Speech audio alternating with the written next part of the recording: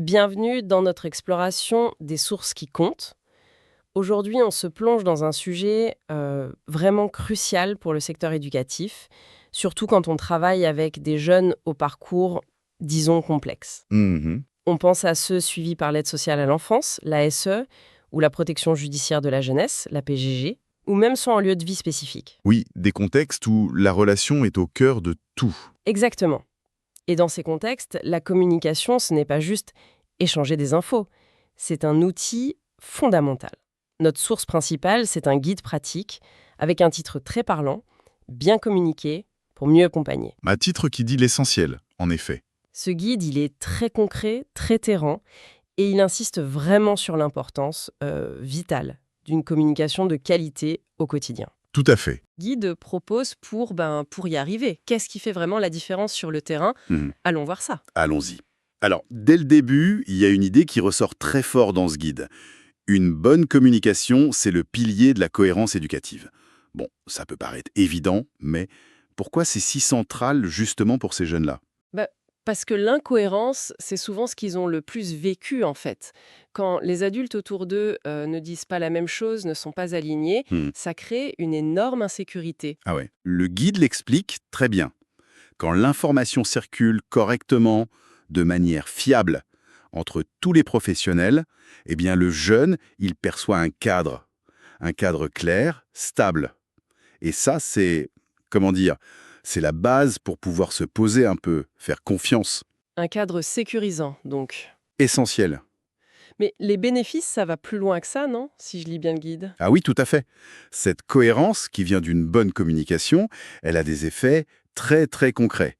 D'abord, la prévention des risques. Mhm. Un petit détail, un changement de comportement, s'il est noté et partagé vite, ça peut permettre à l'équipe de comprendre, d'agir avant que ça dégénère, quoi. Avant la crise. C'est proactif. D'accord. Ensuite, et ça je trouve que c'est un point fort du guide, la communication, c'est pas juste pour les problèmes.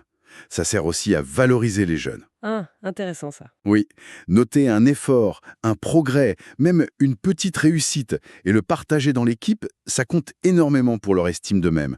Une estime qui est souvent très abîmée. Oui, on sort de la logique où on note que ce qui ne va pas, les incidents. Exactement, on va vers une vision plus complète du jeune. Et puis, il y a un troisième bénéfice qu'on oublie parfois, une communication interne qui est rigoureuse, ça renforce la crédibilité vis-à-vis des partenaires. Les institutions, type ASE, PJ. C'est ça, la SE, la PJJ, les juges, pour prendre leurs décisions, ils s'appuient beaucoup sur ce que les équipes écrivent. Des rapports clairs, factuels, nuancés. Ça donne du poids au travail de la structure. La confiance, elle se joue là aussi. C'est logique, oui. Et à l'inverse, si la communication, elle flanche, les dégâts peuvent être importants, j'imagine. Ah oui, le guide est très clair là-dessus. Le premier risque, c'est pour la sécurité, physique ou psychique. Une info cruciale qui est oubliée ou déformée. Par exemple, Sur un risque de fugue, une allergie, une tension particulière avec un autre jeune. Ça peut avoir des conséquences directes, parfois graves. Ensuite, bien sûr, ça crée des tensions dans l'équipe. Ça, c'est inévitable. ah oui, Si chacun a sa version des faits, si l'info circule mal, les malentendus, les frustrations, les reproches non dits, ça s'installe. ce qui doit forcément avoir un impact sur les jeunes eux-mêmes. Forcément, ils sentent très bien quand une équipe est divisée ou quand les adultes se contredisent. Ça mine complètement leur confiance dans l'institution, celle qui est censée les aider. Mhm. Et bien sûr, comme on disait, la crédibilité externe en prend un coup, si les rapports sont flous, subjectifs ou pire, incomplets. D'accord, le pourquoi est bien posé, je crois. Alors, venons-en au comment. Le guide propose des outils concrets pour faire circuler cette information en interne. Le plus connu, c'est sans doute le cahier de transmission. Absolument. Le guide le décrit comme la mémoire vivante du quotidien. C'est vraiment l'outil de base pour assurer la continuité malgré les roulements d'équipe.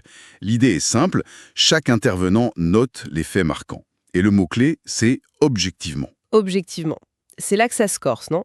Comment on fait pour être objectif? Le guide donne des pistes. Oui, et c'est répété, martelé même. Des faits, rien que des faits. Observables, pas de jugement.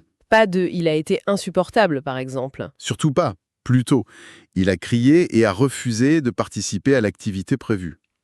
La différence est énorme. Il faut décrire ce qui s'est passé, qui était là, quand, comment ça s'est terminé. Et aussi, le guide insiste beaucoup là-dessus, noter le positif. Ah oui, toujours cette idée de vision globale. Voilà. Une participation active à un atelier, un moment calme et partagé, un progrès dans un apprentissage, un rendez-vous extérieur qui s'est bien passé. Tout ça à sa place. Et la règle d'or, bien sûr, dater et signer. Immédiatement. Ça peut paraître basique. Mais c'est essentiel pour la fiabilité. Exactement. Pour la traçabilité et la fiabilité de l'information. Donc ce cahier, c'est un peu la colonne vertébrale de l'info au jour le jour, mais ça ne suffit pas, j'imagine. Tout ne peut pas être écrit. Non, bien sûr, tout ne peut pas et même ne doit pas s'écrire dans le cahier. C'est là que les réunions d'équipe deviennent cruciales. Le guide les voit pas du tout comme une formalité administrative, mais comme de vrais espaces de régulation collective. C'est-à-dire. C'est le lieu où on peut partager des observations plus fines, un ressenti professionnel face à une situation. C'est là qu'on peut croiser les regards sur une situation complexe, confronter les analyses et surtout élaborer une stratégie commune. C'est là qu'on construit cette fameuse cohérence éducative dont on parlait au début. Précisément. C'est le moment privilégié pour identifier et ajuster les différences d'approche entre professionnels, ces différences qui peuvent tant perturber les jeunes. Mhm. Mais pour qu'une réunion soit efficace, le guide rappelle quelques bases. Un ordre du jour clair et connu à l'avance, un temps de parole pour chacun qui soit respecté, une animation qui pousse à l'élaboration collective et surtout des décisions claires, notées, actées par écrit. Sinon, ça reste des mots en l'air. Exactement. D'accord, donc on a le quotidien avec le cahier, l'analyse collective en réunion, et pour avoir une vision un peu plus sur le long terme pour les partenaires extérieurs. Alors là, on passe au bilan et rapport éducatif. Ce sont les écrits qui vont synthétiser le parcours du jeune sur une période donnée. Et ils sont cruciaux parce que ce sont eux qui vont circuler à l'extérieur, vers l'ASE, la PGJ, le juge. Donc là, l'enjeu en termes d'objectivité, il est encore plus fort, hein. Il est essentiel. Il ne s'agit pas de une liste d'incidents ou une collection d'anecdotes. Le guide insiste vraiment sur le besoin de contextualiser les faits, de montrer une évolution ou des difficultés persistantes mais expliquées. Il faut mettre en lumière les ressources du jeune, ses points forts, autant que ses difficultés, et proposer des pistes de travail, des perspectives, mais de façon argumentée. L'idée, c'est pas de juger le jeune, mais d'aider à comprendre sa situation réelle. C'est ça. Éclairer une situation qui est souvent complexe pour aider à la prise de décision la plus juste possible pour lui, sans jamais l'enfermer dans une étiquette ou une image figée. Et le numérique dans tout ça, est-ce que le guide en parle? Ces nouveaux outils, les cahiers de liaison informatisés, les plateformes? Automatique, le partage facilité, Mais il y a des risques aussi. forcément. Le guide soulève des points de vigilance importants. D'abord, la sécurité des données, la confidentialité, ça doit être absolument irréprochable. Et puis, il y a un autre risque peut-être plus subtil, celui de déshumaniser un peu l'échange, de perdre la richesse d'une discussion informelle, rapide, d'un partage oral. L'outil ne remplace pas la discussion directe. Voilà. Son usage doit être vraiment réfléchi collectivement, d'un point de vue éthique et organisationnel. Ce n'est pas juste un changement technique. D'accord. Que ce soit sur papier ou sur écran, quels sont, d'après ce guide, les grands principes pour qu'une transmission d'infos soit réussie? Les fondamentaux. Il y en a 4 qui ressortent vraiment. Premier point, l'objectivité. On en a déjà pas mal parlé, s'en tenir aux faits, ce qu'on a vu, ce qu'on a entendu. Éviter les interprétations, les jugements. C'est un défi constant. On imagine bien. Deuxième point, la clarté. Utiliser un langage simple, précis, professionnel. Faut que n'importe quel collègue qui lise puisse comprendre tout de suite de quoi il s'agit, sans ambiguïté. Mhm. Troisième point, la complétude. C'est l'idée de ne pas se focaliser que sur le négatif, les problèmes. Il faut intégrer aussi les réussites, les moments positifs, les progrès, même s'ils sont minimes. Ça donne une image plus juste, plus équilibrée du jeune. Et le quatrième? La confidentialité et la légalité, c'est la base absolue. L'information qu'on partage est strictement professionnelle, elle concerne le jeune dans le cadre de sa prise en charge et elle ne doit jamais, jamais sortir de ce cadre. Respect du secret professionnel. Cette question de l'objectivité, elle revient souvent. C'est vraiment ça le point le plus délicat à atteindre au quotidien. Sans doute oui. Parce qu'on est humain, avec nos émotions, nos propres filtres, nos représentations, le guide suggère que c'est un travail d'équipe permanent de s'interroger sur ses propres biais, de se poser la question, là, est-ce que je décris un fait ou est-ce que c'est mon interprétation de ce fait, mon ressenti? Et les réunions d'équipe aident à ça? Oui, les réunions sont aussi là pour ça, pour confronter les perceptions, pour vérifier si on a tous vu la même chose, compris la même chose. Ça aide à tendre vers une compréhension plus partagée et donc plus objectif de la situation. D'accord. Tout ce qu'on vient de dire, ça concerne la communication entre les professionnels. Mais le guide, il parle aussi de la communication avec le jeune lui-même, évidemment. Qu'est-ce qu'il met en avant sur ce point? Alors là, un point qui paraît simple mais qui est crucial, c'est l'adaptation du langage. On ne parle pas pareil à un enfant de 6 ans, à un ado de 15 ou à un jeune majeur qui prépare sa sortie. Logique. Oui, mais c'est essentiel de l'appeler. Le guide insiste, des mots simples, concrets pour les plus petits. Pour les ados, un ton qui soit respectueux, éviter la moralisation à outrance qui va juste les braquer. Avec les plus âgés, mettre à l'accent sur la responsabilité, les conséquences de leurs actes. C'est du bon sens, mais faut y penser activement. Et au-delà du choix des mots, est-ce qu'il y a des approches, des techniques spécifiques qui sont recommandées? Oui, le guide met un coup de projecteur assez intéressant sur la communication non violente, la CNV. Pas comme une recette miracle, attention, mais comme une démarche qui peut être vraiment utile pour dénouer certaines situations, sortir des dialogues de sourds. La CNE, c'est quoi l'idée principale? L'idée, en gros, c'est un processus en 4 étapes. D'abord, observer les faits sans juger. Qu'est-ce qui s'est passé concrètement? Ensuite, exprimer son propre ressenti face à ces faits. Qu'est-ce que ça me fait à moi, professionnel? Troisièmement, identifier le besoin qui est touché, chez soi ou chez le jeune. Et enfin, formuler une demande claire, concrète, négociable ou proposer une alternative. Ça a l'air structuré, mais pas forcément simple à appliquer sur le vif. Ça demande de l'entraînement, c'est sûr. Le guide donne un exemple qui est assez parlant. Plutôt que de lancer un truc genre «tu m'as encore manqué de respect», qui est un jugement et qui va juste provoquer une réaction de défense, Oui. tenter quelque chose comme «quand tu as crié ça, c'est le fait, eh bien je me suis senti en difficulté pour pouvoir continuer notre discussion, ça c'est le ressenti, l'impact. Est-ce qu'on pourrait reprendre ça plus calmement? Ça c'est la demande». Ah oui, la différence est nette. Ça change tout. On passe du reproche, de l'accusation, à l'expression de soi et à une proposition pour trouver une solution. C'est un vrai outil pédagogique en fait. Ça aide le jeune à comprendre l'impact de son comportement sur l'autre et ça lui montre une autre façon de communiquer ses propres besoins ou frustrations. C'est un changement de perspective, effectivement. Et pour les jeunes qui ont justement du mal avec les mots, qui ne sont pas à l'aise pour parler, C'est un autre point fort du guide, je trouve. Il insiste beaucoup sur l'importance d'encourager l'expression par d'autres moyens.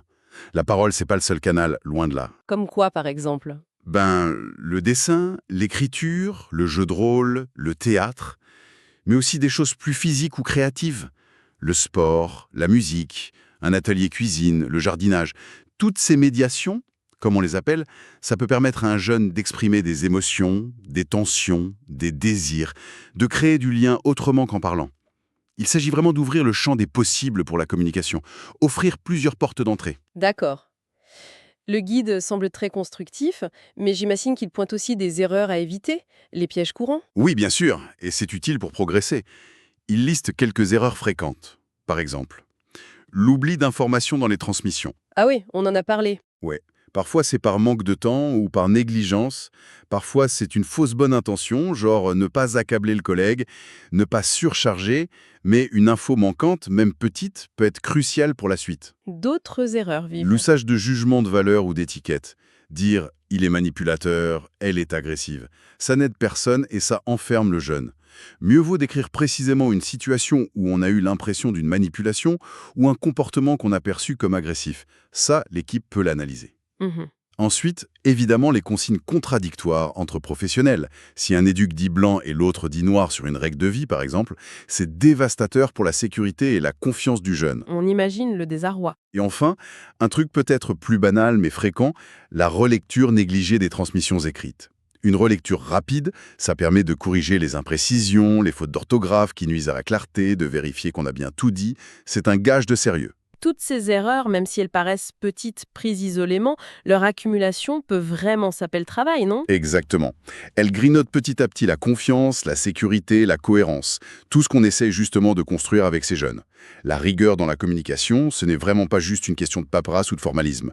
C'est au cœur de l'acte éducatif lui-même. Pour rendre tout ça encore plus concret, le guide propose des exemples précis, des mises en situation. Oui, et c'est souvent ça qui marque le plus, qui aide à comprendre. Il y a cette comparaison très, très claire qu'il donne. D'un côté, une transmission inefficace, genre « Sofiane a encore fait n'importe quoi ce soir, il est violent ». Bon, là on voit bien le problème. C'est flou, subjectif. Inutilisable pour le collègue qui prend le relais. Et de l'autre côté, une transmission efficace. Le 23 août, à 20h45, pendant le jeu de ballon dans le jardin, Sofiane a donné un coup de pied à Kevin suite à un désaccord sur les règles. Accompagné au bureau pour un temps de retrait, il s'est calmé en environ 10 minutes et est ensuite revenu s'asseoir tranquillement au salon. Ah oui, là c'est factuel, c'est précis, ça décrit l'action, la réaction, la suite. Sans jugement. L'équipe suivante, c'est exactement ce qui s'est passé et comment la situation a été gérée. Voilà. La différence est énorme en termes d'utilité. Et il y a d'autres outils pratiques qui sont suggérés pour aider les professionnels. Oui, le guide propose une sorte de petite checklist mentale pour l'éducateur au moment où il écrit, des questions simples à se poser. Est-ce que je décris bien des faits observables? Est-ce que mon message est clair pour n'importe quel collègue? Est-ce que j'ai pensé à mentionner aussi le positif, les ressources, et pas seulement l'incident? Est-ce que je respecte bien la confidentialité? Est-ce que j'ai bien daté et signé? Se poser ces questions systématiquement, ça doit aider à prendre de bonnes habitudes. C'est l'idée. Et une autre suggestion que je trouve intéressante, c'est d'utiliser des scénarios pédagogiques en réunion d'équipe. C'est-à-dire? Par exemple, prendre une situation type. Un jeune qui montre des signes de mal-être depuis quelques jours. Et imaginer ensemble, qu'est-ce qui se passe si l'info est mal transmise, incomplète ou pas transmise du tout? Quelles conséquences? Et à l'inverse, qu'est-ce qui se passe si l'info est bien partagée, analysée en équipe? Comment ça permet d'anticiper, de proposer un soutien adapté, de sécuriser le jeune, voir concrètement l'impact d'une bonne ou d'une mauvaise communication? Ça ancre les principes dans la réalité du terrain. Exactement. Ça rend les choses beaucoup plus parlantes que de longs discours théoriques. Bon, si on essaye de synthétiser un peu tout ce qu'on a exploré à partir de ce guide bien communiqué pour mieux accompagner, le message principal, au fond, c'est quoi? Je crois que le message clé, c'est que la communication dans ce travail-là, c'est pas une tâche annexe, c'est pas juste une contrainte administrative qu'il faut remplir, c'est un acte professionnel essentiel. Majeur. C'est un outil, en C'est fait. un outil de sécurité, oui. C'est un levier pédagogique puissant. C'est le ciment qui tient l'équipe soudée et cohérente. Et c'est la condition indispensable pour un accompagnement qui soit respectueux, ajusté et efficace. Finalement, le titre dit vraiment tout, hein. Pour pouvoir mieux accompagner ces jeunes, il faut absolument mieux communiquer. C'est l'idée de leur offrir enfin un cadre qui soit lisible, fiable, cohérent, un cadre dont ils ont souvent manqué cruellement dans leur parcours. C'est tout à fait ça. Un cadre qui permet peut-être de commencer à reconstruire un peu de confiance envers les adultes, envers l'institution et peut-être même en eux-mêmes. Et ça m'amène à une dernière pensée, peut-être une question pour aller plus loin, pour réfléchir après notre discussion. Au-delà de toutes les techniques, les outils, les principes qu'on a vus, qu'est-ce que ça change vraiment, au plus profond de lui, pour un jeune qui a eu un parcours si difficile, si chaotique? De sentir, de percevoir que les adultes qui sont là pour l'aider communiquent entre eux de manière cohérente, respectueuse, factuelle à son sujet. Quel impact concret ça peut avoir sur sa capacité à se sentir enfin en sécurité, à se voir autrement que par ses difficultés, et peut-être, finalement, à croire qu'un autre avenir est possible pour lui.